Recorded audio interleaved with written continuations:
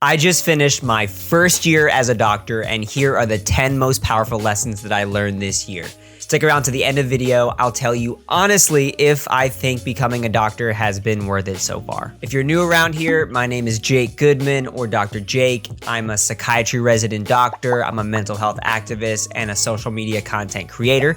I make videos fighting for and educating about mental health, and I create videos like this one right here where I share the truth about what being a doctor is actually like. If you vibe with this content, hit the subscribe button, and if you don't like me or like my content, no worries, just keep on scrolling, fam. All right, so I just finished my first year as a doctor. This is also known as the intern year, and it's undoubtedly the most difficult year of medical training, where you work up to 80 hours a week and you essentially put 4 years of med school knowledge to the test. In order to get here, I did 4 years of college, 4.25 if you add that extra summer semester, 4 years of med school, and a year of business training, getting my master's in business, which is a video for a different day. So it took me almost 10 years, a decade to get to this point. So let's get into it. 10 most powerful lessons I learned as a first year doctor. Number 1, you will see a lot of death this year. And I don't say that to scare you. I just wish that somebody would have warned me in advance. Whether you do psychiatry, internal medicine, neurology, you will see death, and it's really hard. I'll never forget the first time I lost a patient. I saw her on Friday. I told her I'd see her on Monday, and when I came in Monday, she was gone. You need to acknowledge these losses. You need to talk about them. You need to find ways to cope. And for me, that was talking to my wife and also going to therapy. Number 2, sometimes the best treatment is no treatment at all. The body can heal and do amazing things, and sometimes we need to give it the proper fuel and time to do so. Medications are awesome and great and can be very helpful, but we don't need to medicate every single symptom. Number 3, most of residency and frankly most of healthcare work today isn't medical at all.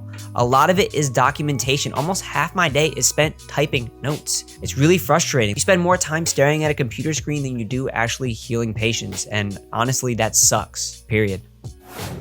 Number 4, the differences in electronic health records can make or break your day, and it matters a lot. Let me explain.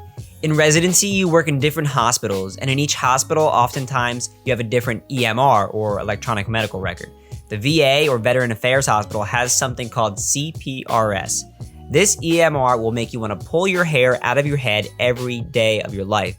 It is archaic, it is unbelievably slow. There's Cerner, PowerChart, Epic, and a million other EMRs. If CPRS is a Sega Genesis, then Epic is an Xbox One. Number 5, your residency class is your family, for better or for worse. Now, let's say you have your best friend's wedding coming up and you are scheduled to work that whole weekend. Yes, you're scheduled to work both days, Saturday and Sunday, and the week before and the week after, which is 12 days straight, and it's actually a pretty common occurrence in residency, which is a topic for another day. Anyway, who's gonna take your shift? Who's gonna cover you? That's where your co-residents come in. Having a cool residency class can make or break your time in residency, so it's really important. Number 6, during residency, you will work with a plethora of attendings who serve as your boss for the week or for the month. You'll work with bad bosses and you'll have great bosses. When you work with the bad bosses, take note of what kind of doctor you don't want to be. Take note of the way that they treat the students, residents, and the patients. Tell yourself that you won't ever be like that. But just as important, take note of the great bosses, the ones that go above and beyond for students, residents, and patients, and emulate that behavior. Number 7, invest in, befriend, and learn from nurses. That's all.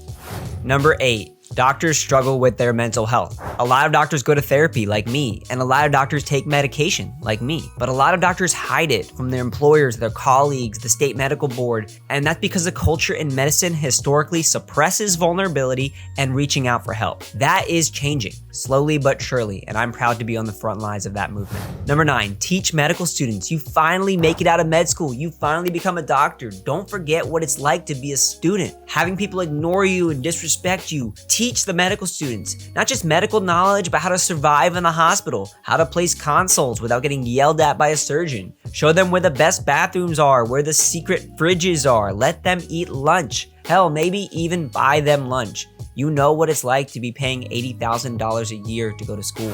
Number 10, being a doctor is a job. It's an incredible job. It's a passion. It's one of the most respected jobs in the world, but it's a job. I'm a person first, a son and a husband second, and I'm a doctor third. I've seen countless people with the opposite priorities, and I've seen what they can do. At the end of the day, when you leave the hospital, put the white coat away, put the stethoscope away, and take care of yourself. Because you can't take care of anybody else if you don't take care of yourself. So that's my top 10 lessons. And now to the ultimate question. Is it all worth it? Yeah, I do think it's been worth it so far. Now, don't get me wrong. This year has been the hardest year of my entire life, hands down. On top of working full-time in residency, I suffered from depression. I was also diagnosed with melanoma, and I went through a procedure to get it cut out of my scalp. That sucked. But I'm still here, and I'm happy. I still have empathy. I'm tired. I'm exhausted, but I'm not totally burned out. If I can do this, I promise you can do this. I promise you. If you like this video, let me know in the comments. Let me know what you'd like to hear about next. And hit that subscribe button if you haven't already. It really helps. Peace.